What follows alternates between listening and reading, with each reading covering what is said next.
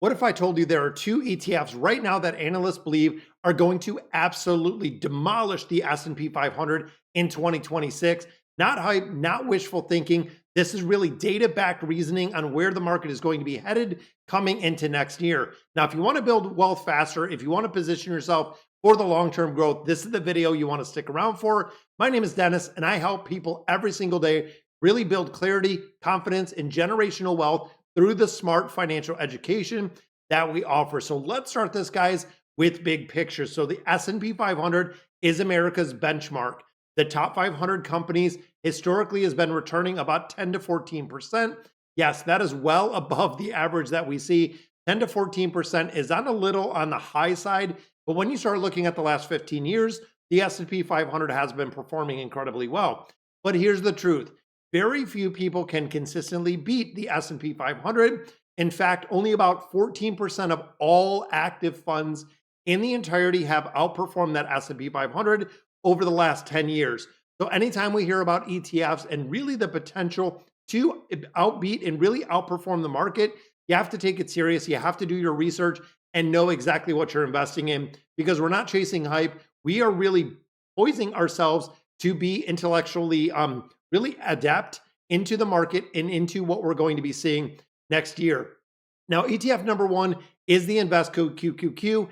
This is one that I do hold in my personal portfolio at roughly 30% of the portfolio. Most of you already know this one. This is the one that is advertised. I have seen commercials really focusing on the NASDAQ 100. That is exactly what it tracks.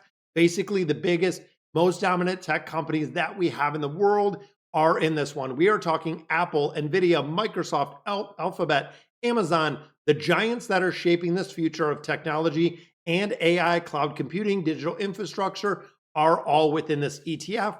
Now, the reason why it really stands out is when you start looking at the last decade, the QQQ has not only beaten the S&P 500, it has absolutely crushed it when you start looking at that 10-year period. The QQQ has averaged 19.6% annual return on a rolling 12-month. Think about that versus 10 to 14%. It has outperformed the S&P 500 by over 80% of the time year over year. So when analysts say the QQQ could absolutely beat the S&P 500 in 2026, it's not a very far stretch when over 80% of it is already beating it. Drivers are clear. AI adoption and domination is going to continue. Data centers, cloud service, and really the continued domination of these mega cap companies. But of course, you have to know the risks. When it comes to QQQ, very heavily concentrated in risk, meaning it has higher volatility. It means higher highs, lower lows on the other side. If interest rates start coming up, if earnings are missed, like we're hoping that Nvidia is not going to do on Wednesday, means the market could absolutely pull back from some of these growth stocks. The QQQ will fall a lot faster than the S&P 500 because it doesn't have that diversification. And talking of diversification with this one, it's very limited. When tech stumbles, it will be like QQQ has absolutely caught the flu, and we'll see the pullback. But this ETF does have a huge upside, and this is where a lot of people do play that tech play. Don't treat it like a safe, boring index fund. It has the ability to actually run. Now, the second ETF we're going to be looking at is extremely interesting because it takes us outside of the US tech.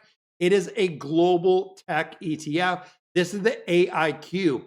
Now, this tracks companies that are developing artificial intelligence, big data, and advanced computing all over the world. So this does give you exposure to companies outside of the United States. About 70% of the funds are United States. They are American companies. But the other 30%, including massive globals, when you look at Taiwan Semiconductors and Alibaba, they are some really big players when you get into that international market. Now, why does this matter? AI is not just a US story. It is not just an American story. It is an absolute global race.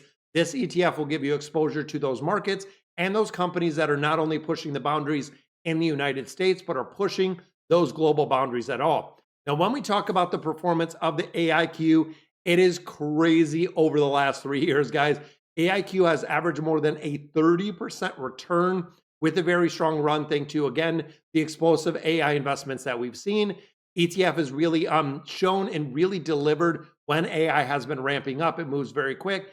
Analysts believe the momentum of this ETF will carry it to 30+% in 2026. Now, again, with this, you have to pause for a minute. 30% up is not going to be every single year. There comes with a lot of risk, and AIQ has a lot more speculation than we see with the QQQ. This means more international exposure, could be more geopolitical risk, currency fluctuations, less productivity within the market, less regulation. Even if they're subject to tariffs in the future, that could make a big difference because we know, like many AI companies, they are still very early in the life cycle. Could be a bumpy ride for investors. And honestly, there could be a massive upside potential for this, but a little bit more volatility. So, how exactly do they fall into your personal strategy? Here's what I think about it. And looking at these two, they are not replacement for our core index funds. We are talking about the VOO or that VTI, knowing that the S&P 500 or even the total stock market within the United States with the VTI, not a magic ticket, not for short-term traders. These are ETFs that you're going to hold for an extended amount of time. And if you followed my channel for any amount of time, I only invest in ETFs with one and only one single exception. That is holding NVIDIA in a very small portfolio that I have with Robinhood. But instead of them, think of them as the growth tilts in a portfolio. We're small, but very intentional, really integration into a portfolio to give it a little bit of a higher return. For instance, in my portfolio right now, I have 50% in the VOO. I do have 30% in the QQQ. That is making up a majority and really understanding the volatility where I have that core, I have that foundation with the VOO, and then we do have exposure above and beyond that with something like the QQQ. It is about building long-term wealth and even looking at my personal journey. I have 20 plus years to retirement.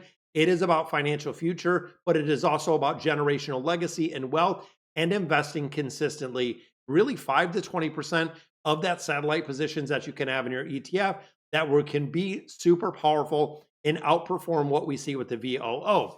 So what can we do next? And what is our next steps here, guys? Research the QQQ, research the AIQ on your own. You have to look at these top holdings. They do have a much higher expense ratio. Decide how much volatility you have. This is going to be very dependent on your age. If you're a 20-year-old or if you're a 60-year-old, this is going to be a very different percentage that you're going to be putting in portfolios. Growth ETFs have a tendency to move really fast, whether it's the upside or the downside. It is going to be doing both. And of course, dollar cost average. I cannot stress this enough. When it comes to investing, it is the slow, steady contributions that are going to build wealth, and you avoid buying it at the very high highs and the very low lows.